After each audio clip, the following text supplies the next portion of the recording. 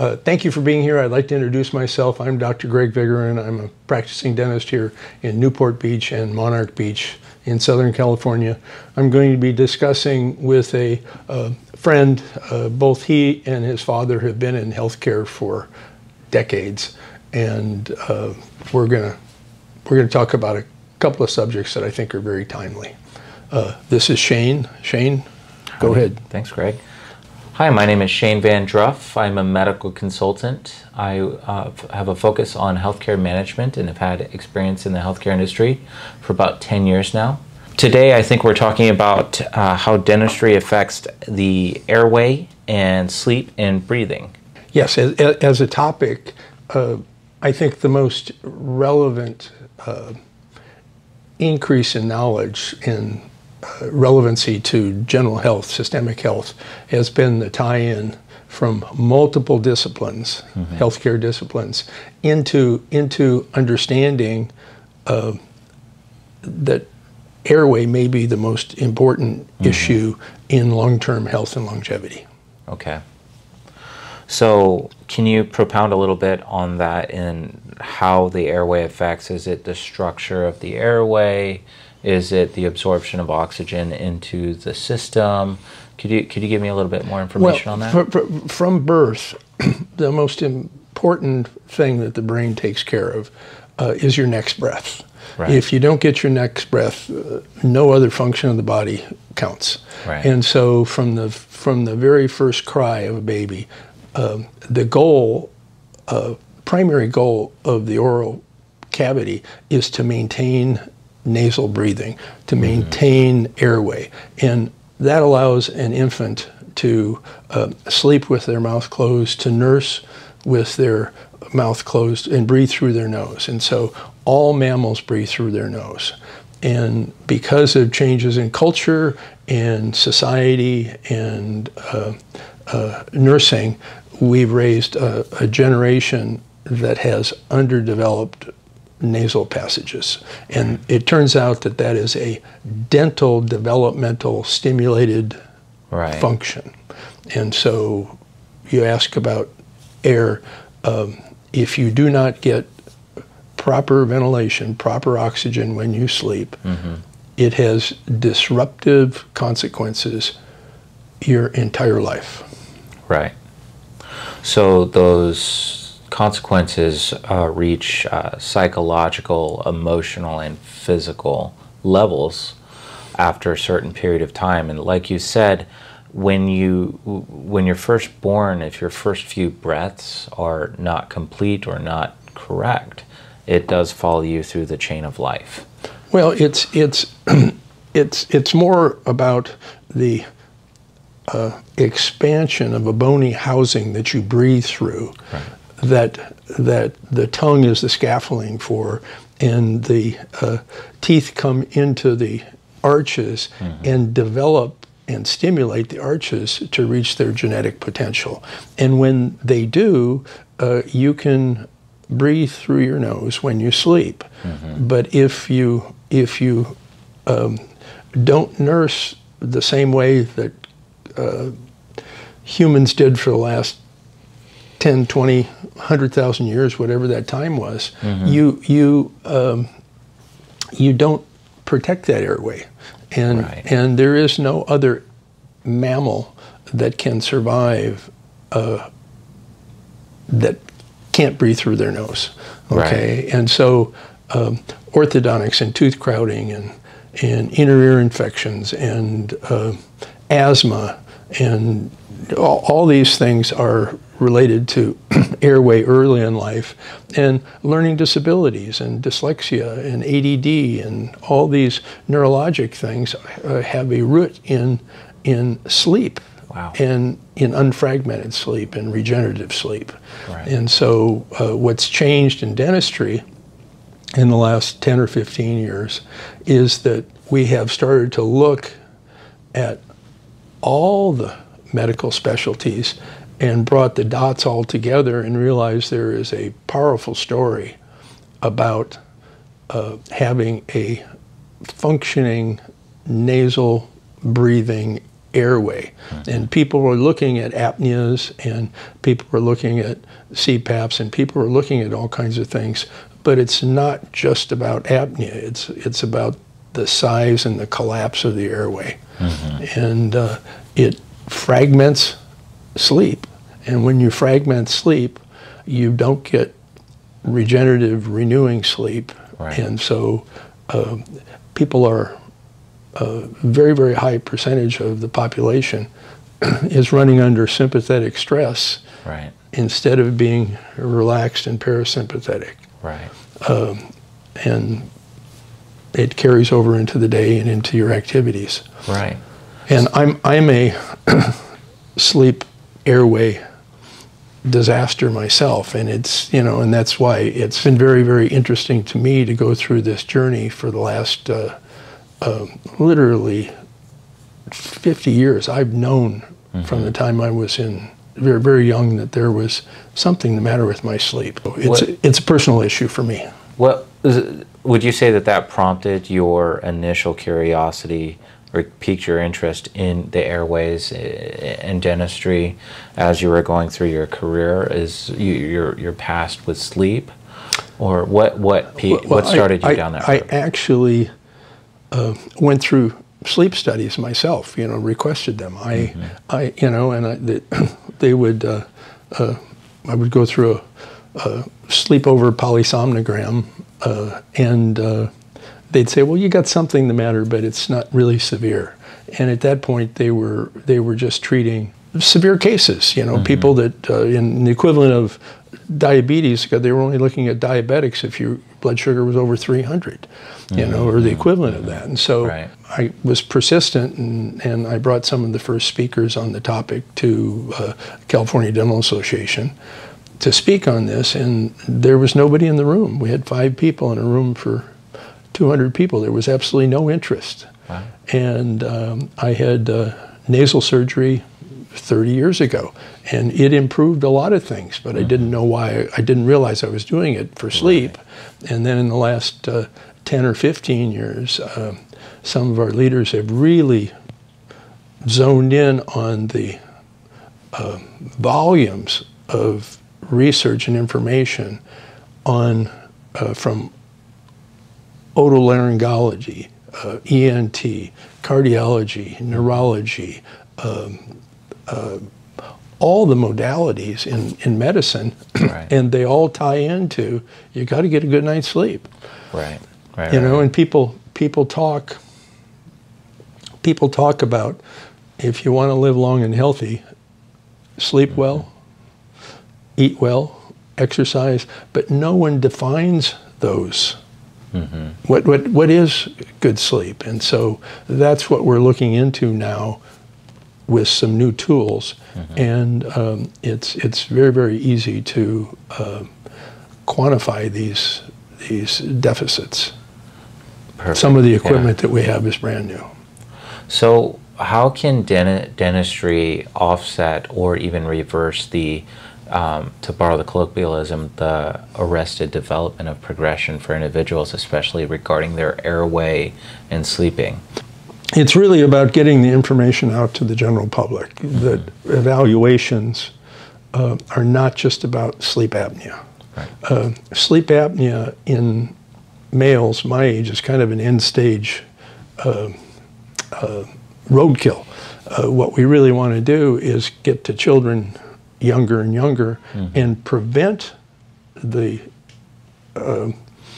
retardation of the normal bony growth and architecture that houses the nose and the airway and the throat, and retards the growth of the mandible forward. But the signs and symptoms of this are rampant. When someone can breathe through their nose their entire life, they have room for their third molars. They don't have crowding. They don't need orthodontics. They don't get the same number of colds and flus and inner ear infections, and they don't have asthma, and they don't have 20 or 30 different common conditions that no one associates with decrease in oxygen and the adaptive behavior that your brainstem does to get you to survive through the night. But we're tying dental disease back to airway and sleep. We're tying periodontal disease. We're tying fractured and lost teeth. We're tying bruxing and temporomandibular joint issues. And it's once you start looking for these signs and symptoms, it's like you can't unsee them. Would be the steps in an ideal candidate to bring them back or to full capacity, if at all? I think the easiest thing is education of mothers and grandmothers, because they're the ones that oversee most of this, that they understand how to evaluate their child. And then children, once they're in school and through their educational phase, you can see where this interferes with their performance, their education. And then probably the group that will tip the balance the most are the 24 to 35-year-old mothers with children who are exhausted all the time, who are stressed out all the time, who are, basically running in sympathetic stress. And when you look at that segment, there's almost always a upper airway resistance and frequently a back of the throat problem. And it's actually sexually differentiated. Males have more apneas, and you can spot them by their throat, their lack of chin, their large jaw muscles, and abdominal obesity. Right. Females can be, it's almost a skinny syndrome. Their airway is not ventilating, and they're constantly under sympathetic stress. They're constantly high anxiety. They're constantly fatigued. Right. And they think that's just normal because they have children. Now, you mentioned earlier that this starts at birth. Is it pre-birth or is it post-birth? It actually can start pre-birth. Mothers, when they're pregnant, the last trimester, they all have severe airway problems because the fetus is impinging on their diaphragm. And what people don't realize is when they're vertical and they have 7 sets of muscles ventilating to ventilate, everybody can breathe. Almost everybody can breathe through their nose. But when you lay down and the visceral organs, or in this case a fetus, or abdominal fat come up against the diaphragm, and your brainstem shuts off all except the diaphragm, if you have restriction in size and airflow through, from the tip of the nose to the trachea, it can desaturate your ability to carry oxygen on the hemoglobin. And when that happens, the heart rate goes up. And so people, when they're asleep, should be at the lowest heart rate. And the highest saturation, they're not doing anything. And when you run a screening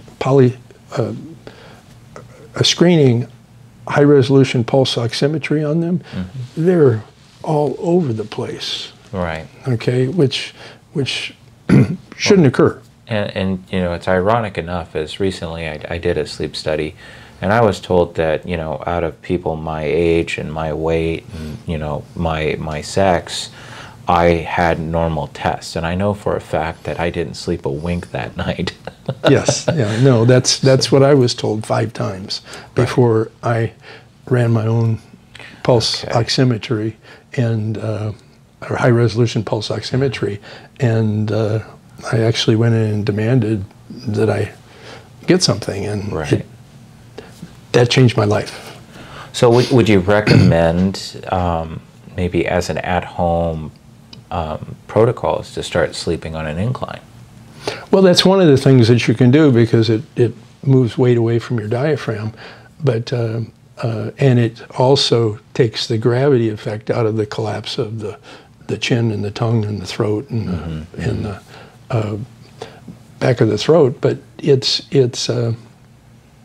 you know, there are 10 or 15 different things that you can do, and there are 2 or 3 that are highly effective, from very minimally to very invasive, and it's an issue of doing enough to make it not be an influence on the quality of your sleep. Okay. So what would be, you said there were 3 things that could be really important in helping remedy this. Do you mind sharing a little bit on that? It's a whole list, from decongestants to nasal surgery to autopaps or CPAPs to orthodontic expansion to orthopedic expansion to moving the chin and the jaw forward, you know, separating the palate, allowing, you know, with a palatal separation protocol, you can increase the nasal airflow by up to 8 times, and a lot of times that's enough to give somebody a different perspective on life. Now, I've seen a lot of people with CPAPs, and in this case, how would a CPAP help with the airway? Well, CPAP is one of the things that everyone can't tolerate, but if you can tolerate the CPAP and you have airway issues, it's 100% effective if you wear it every night and you're willing to wear it the rest of your life. Right. Okay. And then there are some things that you can do orthodontically that can improve stuff. But if you can get a child early, you can avoid the need for all of this. Right. And that's kind of what we're trying to do. We're trying to get people to understand that. Right. So if there's any takeaway from what we're talking about now, is to have a little bit more awareness that this is a early developmental issue. That's correct, and it can be headed off at the pass early, much easier than treated later and later and later in life. Right. But it has the capacity to limit both quality of life and length of life 2 to 5 decades. Wow. 5 decades. That's the difference between living to 50 and dying of arrhythmia-induced heart attack, or living to 100 healthy. And I'm not talking about a burden on society. I'm talking about, you know, functioning. Yeah, functional, long life. Right. So pain levels, psychology, immunity, longevity are all tied to airway. That's right. It's oxygen profusion during sleep. Okay. And the problem is, if you don't get that profusion, it fragments the sleep cycle. Okay. And if you fragment, and we sleep in 90-minute segments, and we wake up every 90 minutes. People don't realize that because they fall back asleep. Right. But the REM sleep, when you're dreaming, is actually as you wake up and before you go into the next cycle. And if you're fragmenting, you don't get that REM. And that REM is what prevents cognitive decline as you get older. So let me clarify. When you say fragmenting, you mean waking up every 90 minutes? No, that's normal. Okay. Fragmenting is when you're going down through the stages, this sleep architecture, this 90-minute predictable series of events that you go through. If your brainstem keeps waking you up and say, you know, clench your teeth together as hard as you can, pull your tongue out of your throat, stiffen your throat, or you're going to die, and then it lets you go back to sleep for another 90 seconds or 5 minutes, and then it wakes you up again. Right. Well, that fragmentation is what disrupts of the sleep architecture, is one of the things, and our accommodation to survive that is what leads to overwhelming majority of dental issues. Wow. You know, and we didn't put those 2 and 2 together as well as we have in the last, especially the last 5 years. Right. So moving forward, it's early onset, and getting the word out that, you know, it starts with at a very young age. Birth. Or before. And then educating parents to be proactive throughout the child's development. Up until about what age? Well, it's not so much proactive as it is understanding what to look for and intervene. Yeah, and I guess that's what you call proactive. But it's you know, right now our society would rather treat symptoms than look at causation, and so this is a very hard look at causation and education and prevention. Greg, so what are some of the tools that you guys are using to fight this?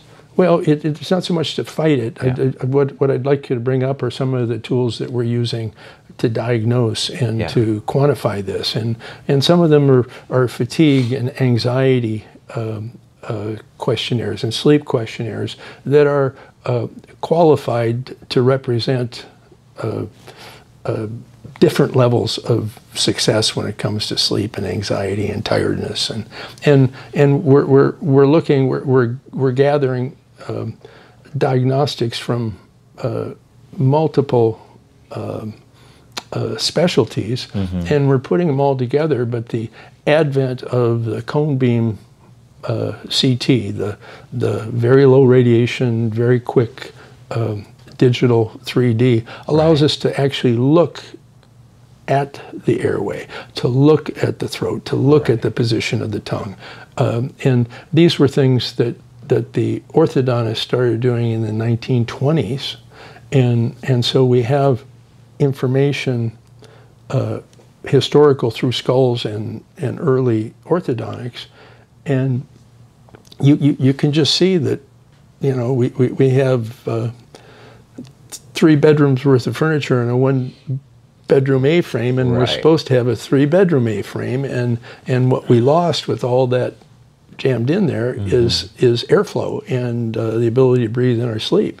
And then that narrowness of the dental arch, which should have expanded, retarded the lower mandible from growing out to its proper genetic position, and so it's dumped the tongue into the back of the throat, and you combine those two things, and which are very visual off of a cone beam CT and oral examination, and you combine that with either a polysomnogram, which is the sleepover, or just a simple screening, which is the high resolution pulse oximetry, and you can use that as a guideline now to do different things and see if it's improving.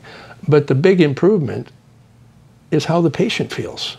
If the patient can't tell that they feel better, then this has no validity. But we see unbelievable improvement in people's energy levels and in their fatigue and in their and in a whole category of areas. And how soon should someone see, let's say they started a protocol, how soon after starting that protocol should they start seeing some results? Well, it depends on what they do, and again, it depends on the individual, and that's where gathering all the data before you give a recommendation is so critical. Sure, perfect. Well, I want to make sure we hit anything. Maybe what I do want to ask is if you could clarify the cone beam. Well, it's just a hospitals have a hard $3 million computerized tomography that gives 3D images. Dentistry for the last 20 years has had, or 15 or 20 years, has had a very low radiation spinning that almost gives us better images at 1 to 5% of the radiation of the hospital unit, and so it's a 24-second scan, and you can actually go through that with the patient. The patient can visualize themselves, where the teeth are, what the size of the throat is, what their nose looks like, and it's a real enlightening journey. Right. Well, thank you, Dr. Vigoren, for being with us, and thank you guys for sitting with us through this, and then we'll see you next time.